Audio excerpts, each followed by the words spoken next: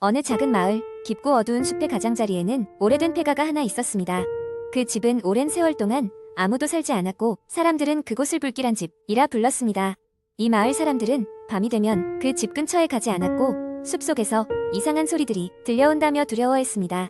젊은 탐험가인 민주는 이런 소문에 호기심이 생겨 친구들과 함께 그 집을 탐험하기로 했습니다. 그날 밤 별빛이 희미하게 내리쬐는 가운데 민준과 친구들은 손전등을 나눠 들고 폐가로 향했습니다. 집에 도착했을 때 문은 녹슬어 있었고 거의 떨어질 듯 위태로워 보였습니다.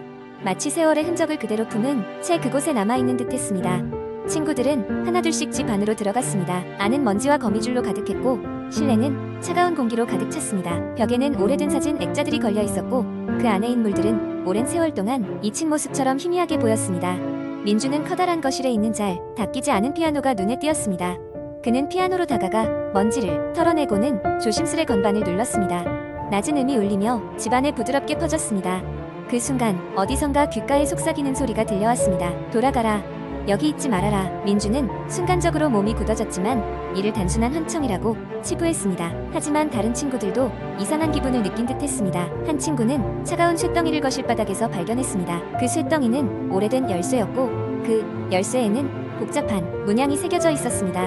민준과 친구들은 그 열쇠가 이 집에 어디에선가 사용될 수 있는 중요한 단서라고 생각했습니다. 그래서 집 구석구석을 뒤지기 시작했습니다.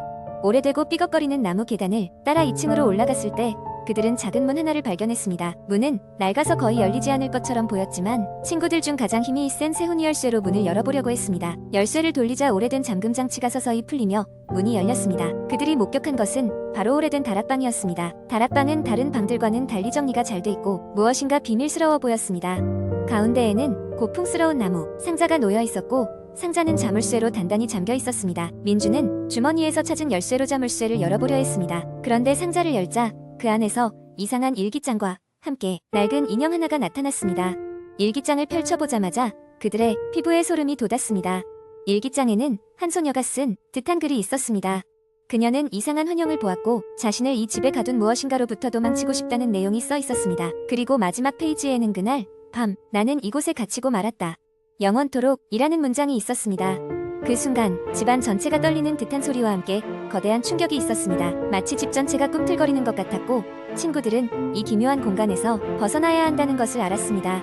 그들은 황급히 문을 통해 도망쳤고 때마침 불어온 강한 바람은 그들의 뒤에서 문을 쾅 닫아버렸습니다. 마을로 돌아온 친구들은 절대 그 집에 대해 이야기하지 않기로 약속했습니다. 하지만 민주는 그 후로도 일주일 동안 이상한 꿈에 시달렸습니다. 꿈속에서 소녀는 계속해서 민준을 향해 손을 뻗으며 절규했습니다. 제발 찾아줘. 그렇게 시간이 흘러도 소녀의 절규는 사라지지 않았고 민주는 결국 다시 그 집을 찾아가기로 결심했습니다. 친구들의 만류에도 불구하고 그는 그 집으로 향했고 다시 한번 그 오래된 집의 문을 열었습니다. 이번엔 혼자가 아닌 새로운 결의를 품고 그러나 그 이후로 민준을 본 사람은 아무도 없었습니다. 마을 사람들은 그날 이후로 그 집을 완전히 봉인했고 더 이상 그 이야기를 하지 않기로 했습니다. 그리고 그곳은 언제나처럼 어두운 숲에 어딘가에서 잊혀져 가고 있었습니다. 그러나 밤이 되면 여전히 바람을 타고 들려오는 소녀의 목소리가 있었습니다. 여기서 나가게 해줘. 두 번째 이야기 어느 조용한 시골 마을. 그곳에는 오래된 고택이 하나 있었다.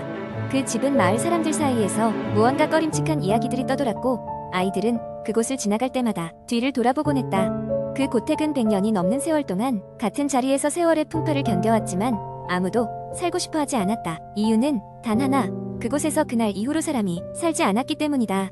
1923년 어느 가을밤 그 집에 살던 박씨 가족은 비극적인 사건을 겪었다. 집안 가장이었던 박영호 씨가 갑자기 실종되었고 그의 아내와 두 아이들은 방 안에서 싸늘하게 죽어있는 채로 발견되었다. 사망 원인은 불분명했으며 집안에 외부 침입의 흔적은 전혀 없었다. 이상한 일은 그들이 죽은 방 이외부에서 완벽히 잠겨 있었던 것이다. 그 비극 이후로 집은 폐가가 되었고 시간이 흐른 뒤에도 수많은 소문이 그 집을 따라다녔다. 어떤 이는 밤마다 여인의 흐느낌 소리가 들린다고 했고 또 어떤 이는 창문 너머로 희미한 형체가 집안을 걸어 다니는 것을 봤다고 주장했다. 그래도 사람들은 그저 헛소문일 뿐이라며 흘려들었다. 그러던 어느 날 그 마을의 도시에서 유학 온 대학생 2명이 하룻밤 묵을 곳을 찾던 중 그 고택의 존재를 알게 되었다. 둘은 모험을 좋아하는 성격답게 그 고택에서 하룻밤을 보내기로 했다. 마을 사람들은 이를 만류했으나 애써 웃어넘기며 고택으로 향했다. 고택에 도착한 그들은 낡았지만 그럼에도 웅장함이 묻어나는 집 앞에서 잠시 멈춰섰다. 둘은 짐을 풀고 작은 거실로 향했다. 거실은 먼지가 가득했지만 적당히 정돈된 모습이었다. 그곳에서 그들은 와인 한 병을 꺼내 마시며 늦은 밤까지 이야기를 나누었다. 시간이 흐르자 둘은 잠자리에 들기 위해 방을 골랐다. 2층의 가장 큰 방을 선택한 그들은 그곳에 이불을 펼치고 누웠다. 그러나 밤이 깊어질수록 이상한 소리가 들려오기 시작했다. 처음에는 나무가 오래돼서 삐걱거리는 소리라고 생각했지만 점점 누군가의 발자국 소리처럼 또렷해져 갔다. 마치 누군가 복도를 천천히 걸어다니는 듯했다. 결국 둘은 참지 못하고 방문을 열었으나 복도에는 아무도 없었다. 이상하게 여긴 그들은 그냥 신경 쓰지 않기로 하고 다시 잠자리에 들었다. 그런데 이번에는 분명히 누군가 방문을 쿵쿵 두드리는 소리가 들렸다.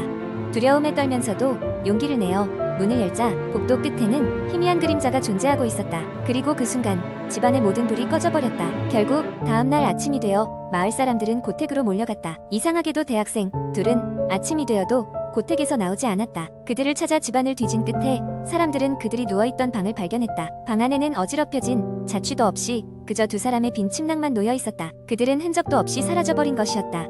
그 사건 이후 마을 사람들은 그 고택에 발을 들이지 않았다. 그리고 그 일은 또 다른 전설이 되어 사람들 사이에 전해졌다. 누군가는 그 집이 여전히 그 가족 의연혼으로 가득 차 있다고 말했고, 다른 누군가는 그 집이 사람들을 끌어들이는 저주받은 장소라고도 말했다. 세월이 흘러 그 집은 더 이상 그곳에 존재하지 않는다. 하지만 그곳을 지나가는 이들은 대개 무언가 음산한 기운을 느끼곤 한다. 그 집이 정말로 무엇을 숨기고 있었는지, 그리고 그날 밤 대학생들에게 무슨 일이 일어났는지는 여전히 미스터리로 남아있다.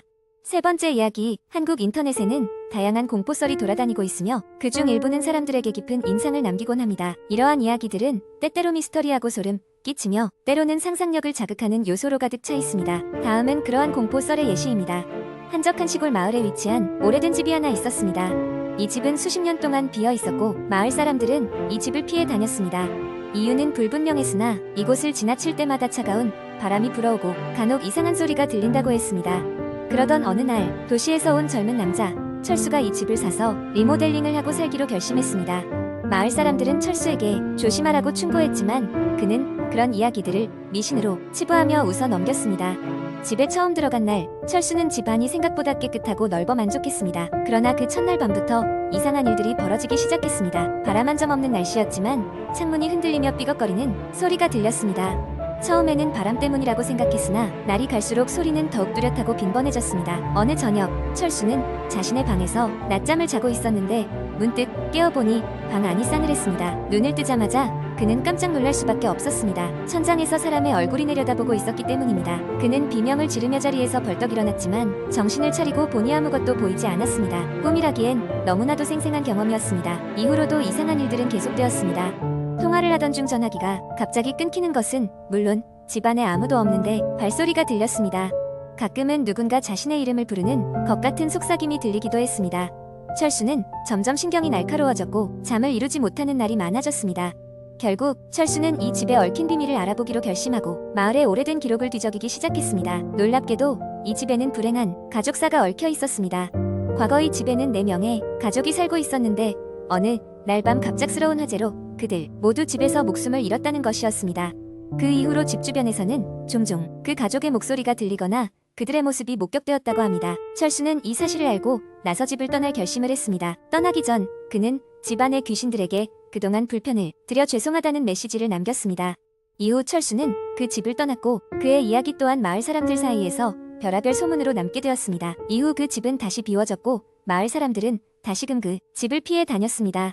그러나 철수의 이야기는 인터넷에 떠돌기 시작하며 사람들 사이에서 또 하나의 무시무시한 공포 썰로 남아있게 되었습니다.